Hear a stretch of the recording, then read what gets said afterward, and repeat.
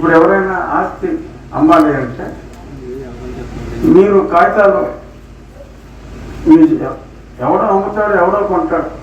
మీరు అమ్మినా అమ్మకపోయినా కూడా ఎవరైనా ఇద్దరు కుమ్మక్కై ఒకడు అమ్మినట్టు ఇంకొకరు కొన్నట్టు రిజిస్టర్ ఆఫీస్కి కాగితాలు ఈమెయిల్లో పంపిస్తే ఆడ ప్రాపర్టీ వాడి పేరు మీద రిజిస్టర్ చేసి మీకు టెలిఫోన్లో వాట్సాప్లో పంపిస్తాను.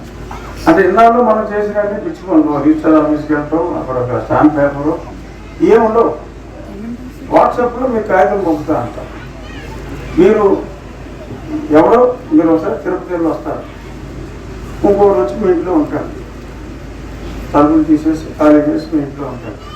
ఏంటంటే ఇదిగో రిజిస్టర్ డాక్యుమెంట్ నా వాట్సాప్లో వచ్చింది, పని చేస్తూ ఉంటాను.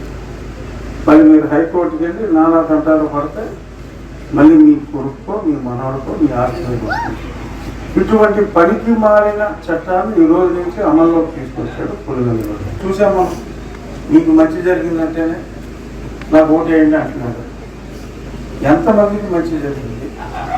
వారి తల్లి ఎందుకు వచ్చిందో బాబు బ్రతుకుంటే మనవంతా ఆడుకోవచ్చు, మొన్న ఇంకా మనవాడు కూడా పెళ్లి చేశారు, మనవంతా ఆడుకోవచ్చు అని అలా అన్ని చేసుకుంటారు. ఎందుకంటే నేను చెప్తే ఆవిడ పాపం చెల్లెలు ఇద్దరు తోడబుట్టిన చెల్లి చిన్న ఆయన కూతురు ఇటువంటి హంతకుల పార్టీని ఓడించండి అని వాళ్ళే తిరుగుతున్నారు. మరి గతంలో తల్లి తిరిగారు, చెల్లి కూడా ఈయన కోసం ఓట్లు అభ్యర్థించారు. ఇప్పుడు అందరూ వదిలేశారు. నేను ఒంటరిగా వస్తున్నానంటే తల్లి చెల్లి వదిలేసిన వాడు నువ్వు ఒంటరిగా నాకు ఇంకెలా వస్తావా అని చెప్పి జనం అందరూ అనుకుంటారు. సో ఏదో కహానీలు చెప్పుకుంటూ కాలం వెళ్ళదీయాలని ప్రయత్నిస్తున్నాడు.